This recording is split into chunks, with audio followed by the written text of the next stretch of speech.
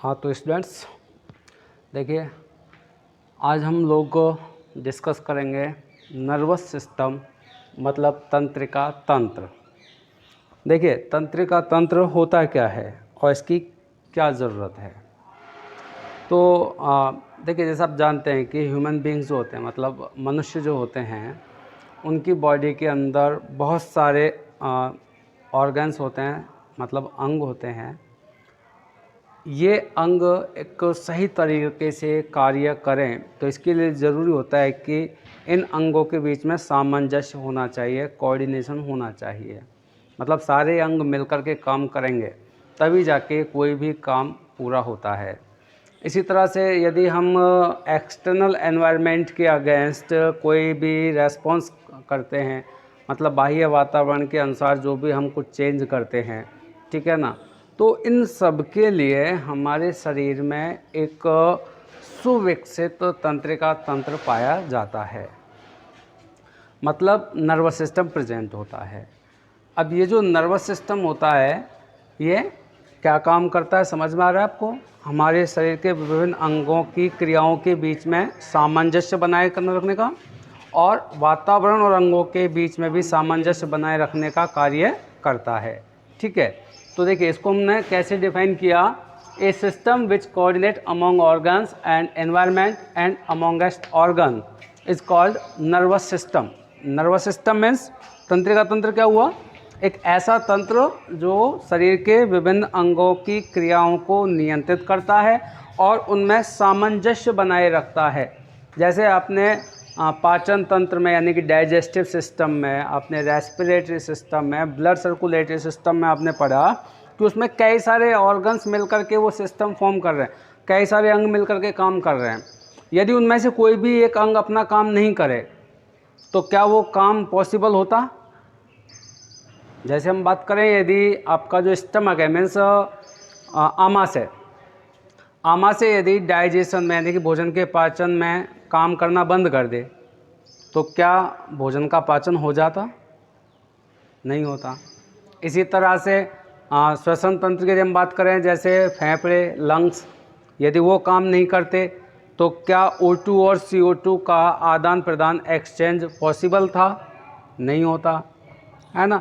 तो कहने का मतलब है कि सारे अंग मिलकर के एक साथ काम करेंगे तभी जाकर के कोई एक काम पूर्ण होता है। तो ये सारे अंग एक साथ मिलकर के काम करें, इसके लिए हमारे शरीर में एक तंत्र पाया जाता है जो इन सारे अंगों की क्रियाओं को नियंत्रित करता है, कंट्रोल करता है। उस तंत्र को हम कहते हैं तंत्रिका तंत्र। तो देखिए, जो मनुष्यों में जो तंत्रिका तंत्र होता है ये 3 प्रकार का होता है, CNS, PNS और ANS। CNS होता है central nervous system. Central nervous system यानी कि केंद्रीय तंत्रिका तंत्र कहते हैं इसको, केंद्रीय तंत्रिका तंत्र, सेंट्रल नर्वस सिस्टम। ठीक है।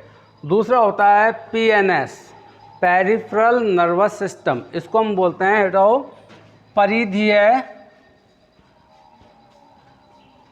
परिधीय तंत्रिका तंत्र, है ना। और तीसरा होता है autonomous nervous system. Autonomous nervous system को हम कहते हैं स्वायत्त तंत्रिका तंत्र, स्वायत्त तंत्रिका तंत्र। ठीक है बेटा। तो इस तरह से ये 3 प्रकार के तंत्रिका तंत्र हमारे शरीर में पाए जाते हैं। देखो, आप में से बहुत सारे स्टूडेंट्स को ये प्रॉब्लम आ रही थी कि सर इंग्लिश बहुत ज़्यादा बोलते हैं या लिखते बहुत ज़्यादा इंग्लिश में, वो हिंदी मीडियम वालों की प्रॉब्लम है। इंग्लिश मीडियम वाले बोलते हैं कि सर आप हिंदी बोलते हो, वो इंग्लिश मीडियम वालों की प्रॉब्लम है। तो मेरा कहने का मतलब है कि मैं यहाँ पे आपको दोनों लैंग्वेज बोल रहा हूँ। तो आप में से जो इंग्लिश मीडियम के स्टूडेंट हैं वो इंग्लिश मीडियम में आप सुने, और जो हिंदी मीडियम के विद्यार्थी हैं वो हिंदी मीडियम में भी मैं सारा एक एक पॉइंट आपको हिंदी में भी ट्रांसलेट करके बताता हूँ। ठीक है ना। तो अब आपको ध्यान देना है कि जो तंत्रिका तंत्र है मनुष्य में ये 3 प्रकार का होता है। कौन कौन सा है? CNS, PNS और ANS। केंद्रीय तंत्रिका तंत्र, परिधीय तंत्रिका तंत्र और स्वायत्त तंत्रिका तंत्र। ठीक है, central nervous system, peripheral nervous system, autonomous nervous system. अब ये जो तीनों प्रकार के तंत्रिका तंत्र हैं इनमें कौन कौन से अंग काम आते हैं? तो देखिए CNS यानी कि केंद्रीय तंत्रिका तंत्र में होता है ब्रेन एंड स्पाइनल कॉर्ड, यानी कि मस्तिष्क और मेरुरज्जु, यानी कि मस्तिष्क और मेरुरज्जु, है ना। ये तो मिलकर के आपका बनाते हैं CNS यानी कि केंद्रीय तंत्रिका तंत्र। दूसरा PNS, पेरिफेरल नर्वस सिस्टम कौन बनाएगा? Cranial nerves and spinal nerves. Cranial nerves और स्पाइनल नर्व्स। क्रेनियल नर्व्स को हम कहते हैं कपाल तंत्रिका, और स्पाइनल नर्व्स को कहते हैं मेरु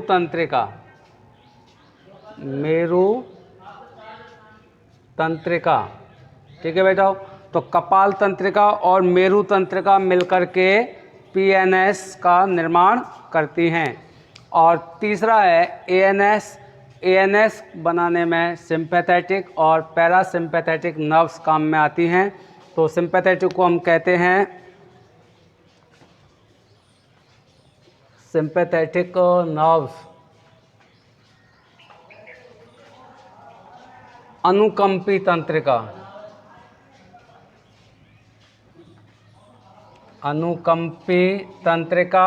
और पैरासिम्पैथेटिक को बोलते हैं परानुकंपी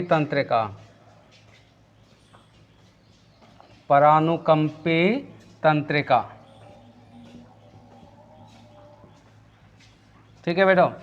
तो इस तरह से आप देखें जो CNS है सेंट्रल नर्वस सिस्टम यानी कि केंद्रीय तंत्रिका तंत्र, वो तो ब्रेन और स्पाइनल कॉर्ड मतलब मस्तिष्क और मेरुरज्जु से मिलकर बना।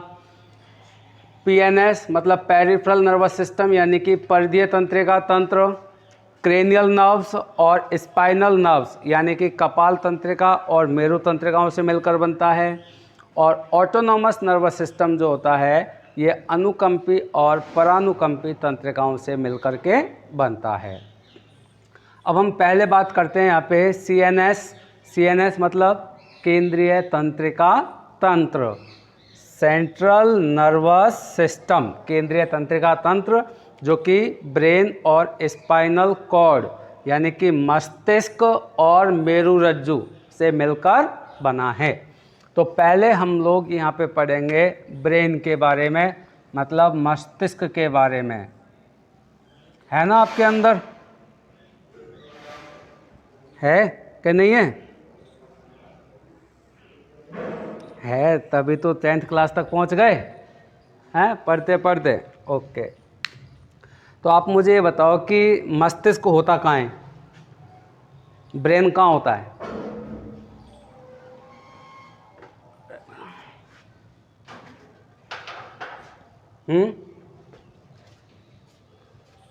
क्या सोच रहे हो?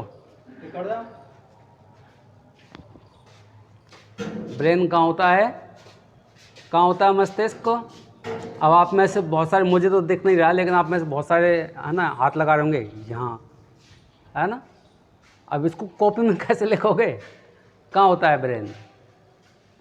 तो ब्रेन होता है, क्या कहते हैं इसको, खोपड़ी, स्कल, है ना। तो स्कल, अच्छा दिखता है क्या? ब्रेन दिखता है? खोपड़ी पे तो बालों का जुग्गा दिख रहा है ना। तो खोपड़ी के नीचे, खोपड़ी की जो हड्डियां होती हैं उनके नीचे होता है, ठीक है। तो देखिए ब्रेन कहाँ होता है? ब्रेन होता है आपका, brain is situated in school, है ना, खोपड़ी में होता है, और कवर्ड विथ 3 मेम्ब्रेन्स। तो ये जो हमारा ब्रेन है, हमारा जो मस्तिष्क है, ये खोपड़ी की अस्थि यानी कि हड्डियाँ के नीचे स्थित होता है, और ब्रेन और खोपड़ी की हड्डियों के बीच में, ठीक है ना, ये बीच में ठीक है, जैसा मैंने मार्कर लगा रखा है ये, इस जगह पे 3 झिल्लियाँ होती हैं, ठीक है ना। खोपड़ी की अस्थि और ब्रेन, इनके बीच में 3 झिल्लियाँ होती हैं। उन 3 झिल्लियों को हम कहते हैं मेनिंज। क्या बोलते हैं? मेनिंज, या हिंदी में उनको कहते हैं मस्तिष्क आवरण।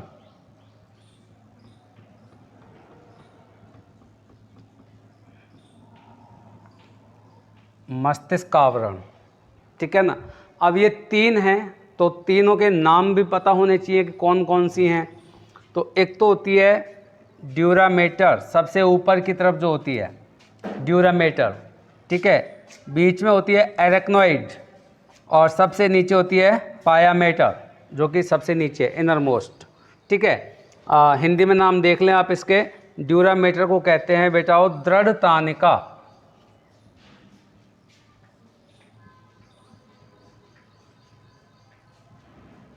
दृढ़ तानिका, ठीक है ना। तानिका का मतलब होता है झिल्ली। तानिका का मतलब क्या होता है? झिल्ली। दृढ़ तानिका मतलब रिजिड होती है, टफ होती है, कठोर होती है। एरेक्नोइड, इसको हम कहते हैं मृदु तानिका।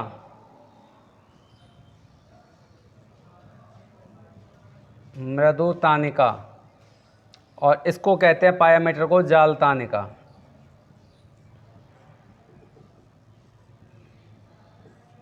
तो ये 3 झिल्लियाँ होती हैं, दृढ़ तानिका, मृदु तानिका और जाल तानिका। मतलब ड्यूरामेटर, एरेक्नोइड और पायामीटर। सबसे ऊपर कौन सी होगी? ड्यूरामेटर, उसके नीचे एरेक्नोइड और उसके नीचे पायामीटर। 3 झिल्लियाँ हैं, और इन 3 झिल्लियों के बीच में जो जगह है, स्पेस होता है ना, उस स्पेस में एक फ्लूइड, एक तरल पदार्थ भरा होता है, जिसको हम कहते हैं सेरिब्रोस्पाइनल फ्लूइड, CSF। क्या कहते हैं उस तरल पदार्थ को? CSF, सेरिब्रोस्पाइनल फ्लूइड, यानी कि प्रमस्तिष्क मेरु द्रव।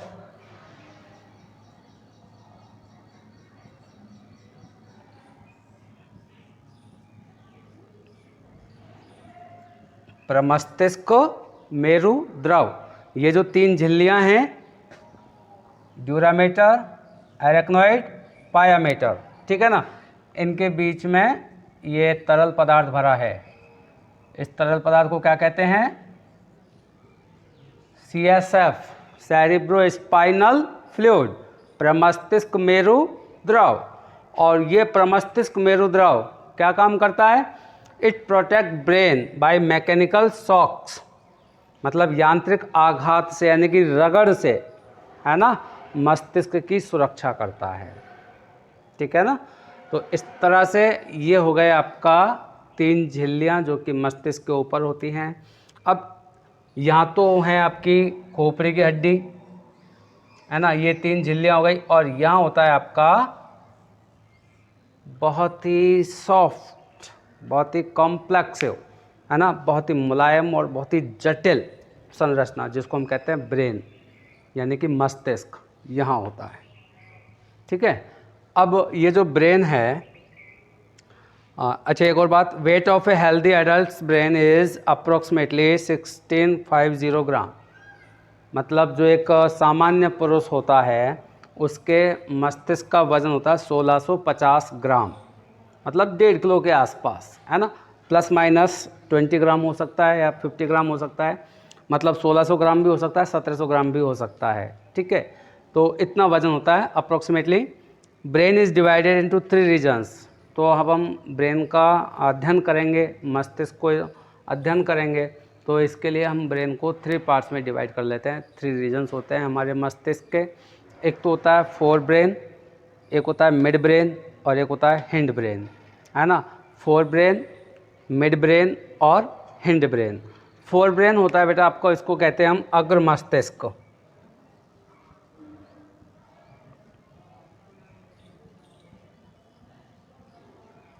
फोर ब्रेन को क्या कहेंगे? अग्र मस्तिष्क। मिड ब्रेन को कहते हैं मध्य मस्तिष्क।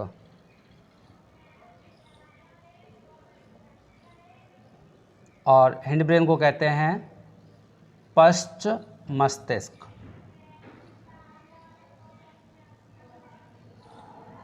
तो ये ब्रेन के 3 पार्ट हैं। कौन कौन से? अग्र मस्तिष्क, मध्य मस्तिष्क और पश्च मस्तिष्क, यानी कि फोर ब्रेन, मिड ब्रेन और हिंड ब्रेन। अब एक एक करके हम इन तीनों के बारे में स्टडी करेंगे, तीनों के बारे में पढ़ेंगे। देखिए, हाँ बेटा, देखिए एक डायग्राम से पहले हम लोग ब्रेन को समझ लें कि ब्रेन में क्या क्या होता है, कहाँ कहाँ होता है। ये एक ब्रेन का डायग्राम बनाया है मैंने। तो इसमें आप देखेंगे कि ये जो 3 लाइंस हैं, ये तो है मेनिंज। मैंने आपको बताया था ड्यूरामेटर, एरेक्नोइड एंड पायामेटर, है ना, 3 झिल्लियाँ बताई थी। तो वो 3 झिल्लियाँ ये हैं, ठीक है ना।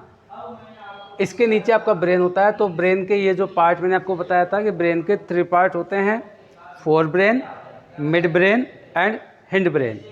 तो फोर ब्रेन क्या होता है? देखिए, फोर ब्रेन जो होता है आपका, इसमें सेरेब्रम, थैलेमस और हाइपोथैलेमस, ये 3 चीज़ होती है। सेरेब्रम को हम कहते हैं प्रमस्तिष्क, और इनको हिंदी में भी वही नाम देते हैं जो इंग्लिश में है, थैलेमस और हाइपोथैलेमस। तो जो प्रमस्तिष्क, थैलेमस और हाइपोथैलेमस, इनसे मिलकर के अग्र मस्तिष्क बनता है। तो ये कहाँ कहाँ है? देखिए आप इधर, ये जो पूरा पार्ट है, ये जो खाली भाग है ना, अब मैं यहाँ पे आपको समझाने लग रहा हूँ। ये बहुत ही कॉन्वुलेटेड, यानी कि संवलन सलवटें जैसी इसमें पाई जाती हैं। ये पूरा पार्ट आगे से लेकर के पीछे तक का, ये खाली खाली पार्ट पूरा, ठीक है, इसको हम कहते हैं सेरिब्रम। तो ये फोर ब्रेन का सबसे बड़ा पार्ट हो गया, है ना। इसके नीचे ये जो आप संरचना देख रहे हैं, ये दिस वन, ठीक है, इसको हम कहते हैं थैलेमस। और यहाँ पे ये जो संरचना आप देख रहे हैं, ये है हाइपोथैलेमस, नीचे वाला, इसके नीचे वाला पार्ट, ठीक है। तो सेरिब्रम, थैलेमस और हाइपोथैलेमस, ये तो आपका मिलकर के क्या बनाएंगे? फोर ब्रेन, ठीक है। अब एक एक करके हम इसको जान लें कि जो सेरिब्रम होता है, यानी कि प्रमस्तिष्क जो होता है, ये मैंने यहाँ पे लिखा है कि largest part of the fore brain, यानी कि ये अग्र मस्तिष्क का सबसे बड़ा भाग होता है, ठीक है। It is divided into 2 hemispheres. तो ये जो प्रमस्तिष्क होता है, ये 2 अर्धगोलों में बटा होता है। किस में बटा होता है? 2 अर्धगोलों में, जिन्हें हम प्रमस्तिष्क गोलार्ध कहते हैं। जिन्हें हम क्या कहते हैं? प्रमस्तिष्क गोलार्ध, यानी सेरिब्रल हेमिस्फीयर्स। ये जो प्रमस्तिष्क होता है, ये 2 अर्धगोलों में बटा होता है। एक गोला दाईं तरफ, एक होता है बाईं तरफ, ठीक है। तो इन अर्धगोलों को हम क्या कहते हैं? प्रमस्तिष्क गोलार्ध, यानी कि सेरिब्रो हेमिस्फीयर। और इन दोनों गोलार्धों के बीच में एक दरार पाई जाती है, एक फिसर होती है जो इनको सेपरेट रखती है, ठीक है। जैसे आपने यदि वॉलनट यानी कि अखरोट देखा हो, अखरोट के ऊपर की जो कवरिंग है बहुत रिजिड होती है, और उसके बीच में खांच होती है, एक दरार होती है ना, जिससे कि अखरोट को 2 भागों में बांटा जा सकता है। इसी तरह से आपका जो ब्रेन होता है वो भी अखरोट के जैसा ही है। इसमें जो आपका सेरिब्रम है, यानी कि जो प्रमस्तिष्क है, वो भी 2 भागों में बटा होता है। एक तो होता है राइट, एक होता है लेफ्ट, ठीक है। दोनों भाग पूरी तरह से अलग अलग होते हैं, बट कुछ नर्व फाइबर होते हैं, तंत्रिकीय रेशे, है ना, कुछ तंत्रिकीय रेशे होते हैं जो इन दोनों अर्धगोलार्धों को आपस में कनेक्ट करते हैं, जोड़ते हैं, ठीक है ना। उन तंत्रिकीय रेशों को हम कहते हैं कार्पस कैलोसम।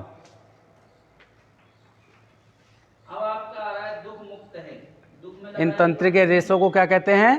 Corpus callosum. तो कार्पस कैलोसम क्या है बेटा? प्रमस्तिष्क के दोनों अर्धगोलार्धों को जोड़ने वाले तंत्रिकीय रेशे कार्पस कैलोसम कहलाते हैं, ठीक है ना। तो ये आपको मैंने पार्ट जो दिया है, ये आपकी खोपड़ी में से इस तरह से, ठीक है ना, बीच में से 2 भाग की है। तो आधा भाग आपको ये दिख रहा है, ठीक है ना, एक इसका और एक इसका उधर का साइड का, दोनों पार्ट इसमें होते हैं ब्रेन में। तो जो सेरिब्रल हेमिस्फीयर होता है, इनको कनेक्ट करने वाले जो नर्व फाइबर्स हैं, उनको हम कहते हैं कार्पस कैलोसम। अब बात करते हैं कि ये जो सेरिब्रम है, यानी कि प्रमस्तिष्क जो है, इसका फंक्शन क्या है, इसका कार्य क्या है। तो देखिए, cerebrum controls all voluntary actions. Voluntary actions का मतलब होता है ऐच्छिक क्रियाएं।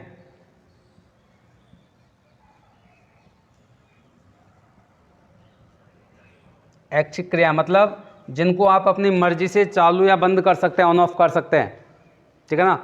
आप चाहो तो चालू हो जाएंगी और ना चाहो तो बंद हो जाएंगी। ऐसी क्रियाओं को कहते हैं वॉलेंटरी एक्शंस, जिन पर आपका कंट्रोल होता है।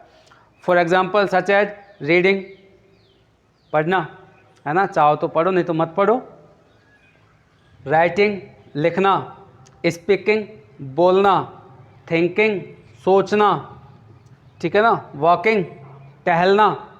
तो ये सारी प्रोसेस कैसी हैं, वॉलेंटरी एक्शंस हैं, ऐच्छिक क्रिया हैं। और इन ऐच्छिक क्रियाओं को ब्रेन का कौन सा पार्ट रेगुलेट करता है, सेरिब्रम। ओके बेटा, तो फोर ब्रेन और फोर ब्रेन का पहला पार्ट सेरिब्रम यहाँ पे हो गया। इसके बाद फोर ब्रेन का यानी कि अग्र मस्तिष्क का दूसरा भाग है थैलेमस, दिस वन, ये वाला भाग, ये थैलेमस का भाग है, ठीक है। तो यहाँ पे क्या होता है कि sensory and motor regions present होते हैं। थैलेमस में कौन कौन से रीजन होते हैं, sensory and motor region. Sensory को हम बोलते हैं संवेदी और मोटर को बोलते हैं प्रेरक क्षेत्र। तो थैलेमस में संवेदी और प्रेरक क्षेत्र होते हैं। So it act as a relay station. तो ये कैसा काम करेगा, रिले स्टेशन के जैसा काम करता है। देखिए, जैसे आपके ब्रेन तक कोई भी सूचना तंत्रिकाओं द्वारा पहुंचाई गई, है ना, तो वो कहाँ जाएंगी, थैलेमस वाले पार्ट में, यहाँ पे, ठीक है ना। फिर यहाँ से जो मस्तिष्क है उसको विश्लेषण करेगा, उसकी एनालिसिस करेगा और एक डिसीजन लेगा, ठीक है। और उस लिए गई डिसीजन को एक दूसरा पार्ट होता है थैलेमस में, जिसको हम कहते हैं मोटर रीजन। ये तो हो गया सेंसरी रीजन, ये मोटर रीजन। तो ब्रेन अपने डिसीजन को यहाँ इसमें डाल देगा, मोटर रीजन में, और यहाँ से जो मोटर नर्व्स होती हैं, है ना, जो प्रेरक तंत्रिकाएं होती हैं, वो इस डिसीजन को संबंधित अंग तक पहुँचा देती है और उसके फलस्वरूप हम अनुक्रिया करते हैं। फॉर एग्ज़ाम्पल, जैसे आपको गर्मी लग रही है या आपको पसीने आ रहे हैं, तो आप पंखा चालू कर लेते हैं, छाया में चले जाते हैं, अकॉर्डिंग टू एनवायरनमेंट अपने आप को आप चेंज करते हैं ना, ठीक है। उसी तरह से ये जो सूचनाओं का आदान प्रदान होता है ब्रेन और ऑर्गन्स के बिटवीन, ये इसी के थ्रू होता है। संवेदी और प्रेरक क्षेत्र इसमें पाए जाते हैं थैलेमस में। तो इसको हम थैलेमस को ब्रेन का पोस्ट ऑफिस भी कहते हैं, है ना। कि जिस तरह से आपका कोई दोस्त, आपका कोई फ्रेंड यदि आपको कोई लेटर भेजे, चिट्ठी भेजे, तो वो डायरेक्ट आपके घर थोड़ी ना आएगी, पहले आपके गांव के, आपके शहर का जो पोस्ट ऑफिस है उसमें आएगी, है ना। वहाँ से पोस्टमैन यानी कि डाकिया उसको आपके घर तक दे कर आएगा, ठीक है ना। तो पहले कहाँ आई वो, पोस्ट ऑफिस में। ऐसे ही शरीर के किसी भी भाग से कोई सूचना आती है तो वो ब्रेन में कहाँ आएगी, थैलेमस में। कहाँ आएगी, थैलेमस में आएगी।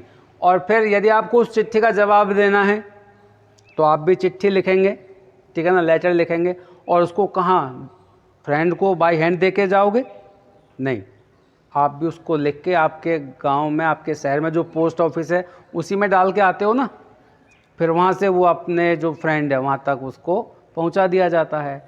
तो कहने का मतलब है कि ब्रेन जो डिसीजन लेगा उन डिसीजन को भी ये यहीं डाल देगा, ठीक है ना, और यहाँ से ये संबंधित अंग तक पहुँच दिया जाएगा। तो इस तरह से संवेदी और प्रेरक क्षेत्र कहाँ होते हैं, आपके थैलेमस वाले पार्ट में होते हैं, ठीक है बेटा। इसके बाद अग्र मस्तिष्क का यानी कि फोर ब्रेन का थर्ड पार्ट होता है hypothalamus. Hypothalamus lies the base of thalamus, यानी कि थैलेमस के नीचे होता है ये। हाइपोथैलेमस कहाँ होता है, थैलेमस के नीचे होता है। और ये जो हाइपोथैलेमस होता है ये आपके फीलिंग्स को यानी कि इमोशंस को कंट्रोल करता है। फीलिंग्स, इमोशंस यानी कि कौन कौन से हो सकते हैं, हंगर यानी कि भूख, थ्रस्ट यानी प्यास, एंगर यानी गुस्सा, लव यानी प्रेम, ठीक है ना, टेम्परेचर ताप, इन सब को कंट्रोल करता है। फीलिंग्स जो होती हैं, ठीक है ना, गुस्सा आना, भूख लगना, प्यास लगना, ताप लगना, क्रोध, घृणा, ठीक है ना, ये सारी की सारी जो फीलिंग्स होती हैं इनको ब्रेन का कौन सा पार्ट कंट्रोल करता है बेटा, हाइपोथैलेमस। ठीक है, अब हम बात करते हैं कि इसके अलावा हाइपोथैलेमस दो हार्मोन भी सीक्रेट करता है, दो हार्मोन स्रावित करता है। एक तो है ADH और दूसरा है ऑक्सीटोसिन। ADH का पूरा नाम होता है एंटी डायूरेटिक हार्मोन, है ना, एंटी डायूरेटिक हार्मोन। इसका एक और नाम होता है वैसोप्रेसिन।